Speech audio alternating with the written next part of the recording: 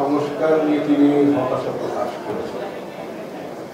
সংস্কার সত্যি সত্যি কোন ধরনের সংস্কার হচ্ছে? আমি তো দেখতে পাচ্ছি এই সংস্কারটা হচ্ছে শুধুমাত্র আমাদের পার্টির নেতা, আমাদের পার্টির ভারপ্রাপ্ত চেয়ারম্যান জনাব তারেক রহমানকে জাস্ট তার ক্ষমতাকে, তার দায়িত্বকে ঠিক করে দেওয়া, অর্থাৎ সংকুচিত করে দেওয়ার একটা চক্রান্ত, একটা প্রয়াস চলছে। এটি হচ্ছে সংস্কার। এখন যারা সংস্কারের কথা বলছেন তাদের সংস্কারের লক্ষ্য হচ্ছে বিএনপিকে কিভাবে সংকুচিত করা যায়। তাদের সংস্কারের লক্ষ্য হচ্ছে বিএনপিকে কিভাবে ছোট করা যায়।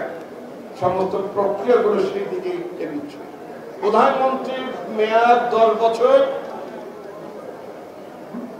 সংখ্যানুপাতে নির্বাচন, এই সমস্ত নানাবিধ বিষয় নিয়ে সংস্কার ঘুরপাক খাচ্ছে। বাংলাদেশের জনগণ কি সংখ্যানুপাতে নির্বাচনের জন্য জীবন দিয়েছে কিনা? শেখ হাসিনার পতন ঘটিয়েছে কি সংখ্যানুপাতে নির্বাচন আয়োজন করার জন্য?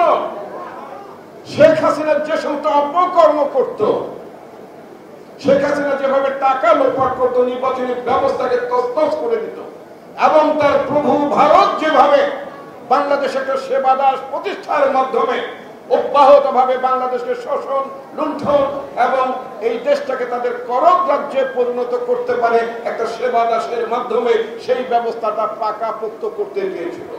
এই ব্যবস্থার বিরুদ্ধে বাংলাদেশের জনগণ মনে করেছিল যে এই ব্যবস্থাটি যদি অটুট থাকে তাহলে বাংলাদেশের সার্বভৌমত্ব থাকবে না।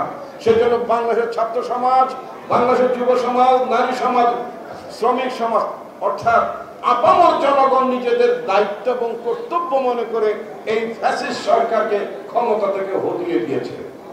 এরপরে কি হবে? এরপরে একটা ভালো নির্বাচন হবে। একটা ভালো নির্বাচন হলে ভালো সংসদ হয়, একটা ভালো সংসদ হলে ভালো সরকার হয়। আপনি যে চোর চামার বাটপার অযোগ্য অদক্ষ লোকজন যদি নমিনেটেড হয়ে পার্লামেন্টে যায়, তো সরকার কি এর চেয়ে ভালো কিছু পাওয়া যাবে নাকি?